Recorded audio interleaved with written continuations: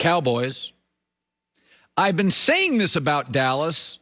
Joy as my witness for the last week. You know, they're a Tyron Smith left tackle injury away from being in big trouble.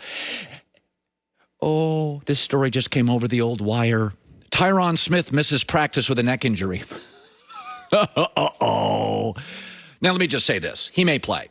But when you go late week injury report like that, not good. This is what we saw with Philadelphia last week. This is what we saw with the Rams last year. When you pay 6 or 7 guys big boy money, you can't afford depth.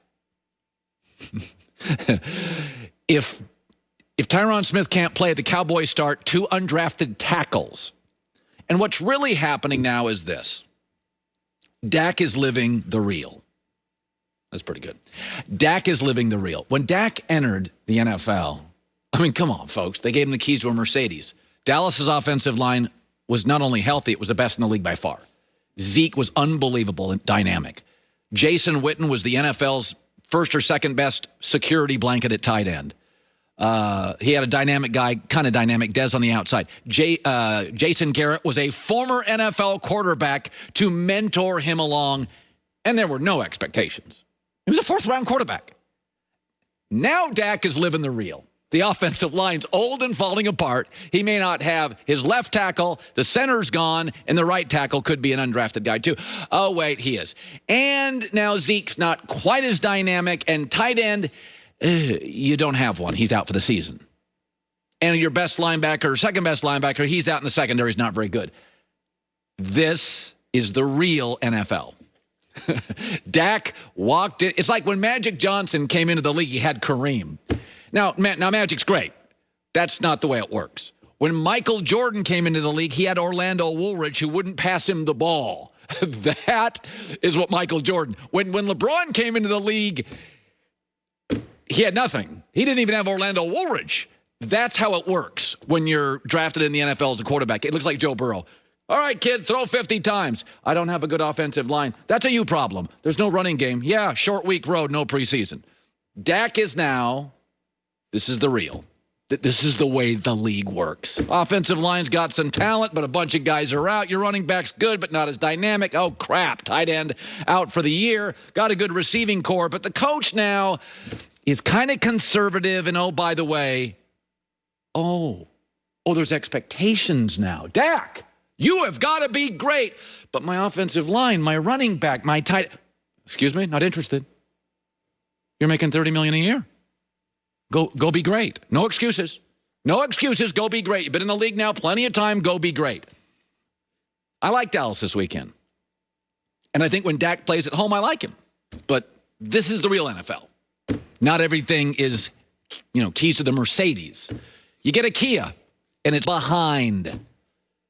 Good quarterbacks are never as good playing from behind. Russell Wilson's really good. He's better with a lead. I've never watched a game where a rookie quarterback that didn't have half the talent was asked to throw 60 times, no preseason, and the other quarterback played one of his better games. And I thought, holy crap, the losing quarterback's way better. And for the record, this is not some referendum against Baker. Baker played one of his best games. He threw with confidence and velocity. He made a beautiful throw in the end zone to OBJ. He ran a little bit. He played with a lot of confidence. He was really firing the ball. But circumstances are everything. If you told me you were rich at 35 and your dad was a billionaire, I don't care. If you told me you were rich at 35 and had a life of chaos and 9 divorces, I'd go, bro, let's have lunch. Tell me your secrets. Baker had a running game. Baker had better protection. Baker was at home. It was Baker's 30th start. Baker's got star, support. They only asked Baker to throw 23 times. He played with a lead. He played with a great running game at 2nd and 4. It's 3rd and 2, not 3rd and 11. Do we understand what we saw last night? If you're a general manager, you'd never seen these two quarterbacks play. You land on earth and you watch these two. General managers consider circumstances. You'd be like, that was Andrew Luck. 61 throws. No preseason. Overwhelmed. No running game and a bad offensive line. That is Andrew Luck. It didn't matter that Andrew went 11-5 because I'm not saying Joe Burrow is Andrew Luck. I think Joe Burrow's Tony Romo. Maybe he's better. I thought Andrew Luck was John Elway. But do we realize what we saw last night? I mean, listen, I know Cleveland's celebrating this morning. Cleveland's just freaking out. This is great.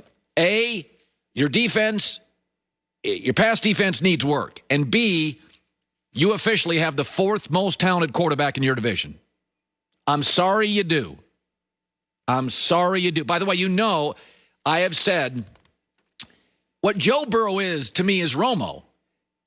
He's a gamer. He makes some mistakes, but it doesn't bother him.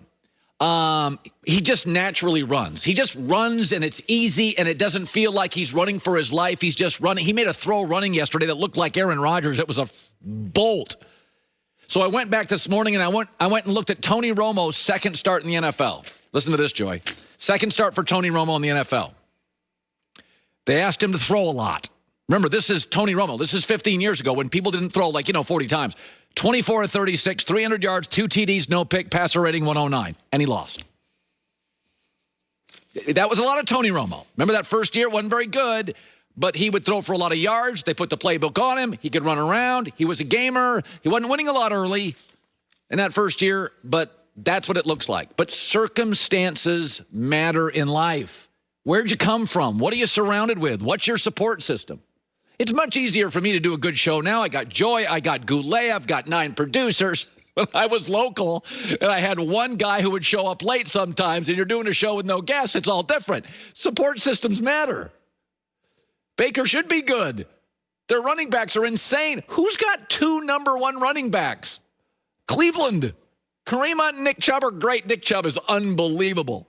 He's one of the top 4 running backs, 3 running backs in the NFL. I was blown away. Listen, it's. I know Cleveland thinks today we won. Congrats. I'm looking at that thinking, you got a Trubisky here. You're not really sure if he's the guy.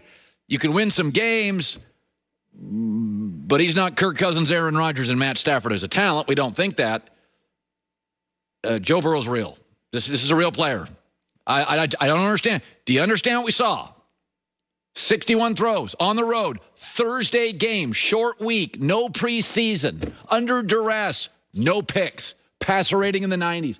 He could have had a passer rating in the hundreds, but he was running for his life and threw some incompletions. Wow. Here's Joe Burrow. Wow. This might be the only time in my sporting career that I've lost 2 games in a row. Doesn't feel very good. I know the guys in there are hurting. We're going to come back to work tomorrow and try to get this thing right. Losing is unacceptable to me, to everybody in there, to Coach Taylor, to everybody in this organization. So we're just going to have to get it fixed. Says the right thing, too. Always says the right thing.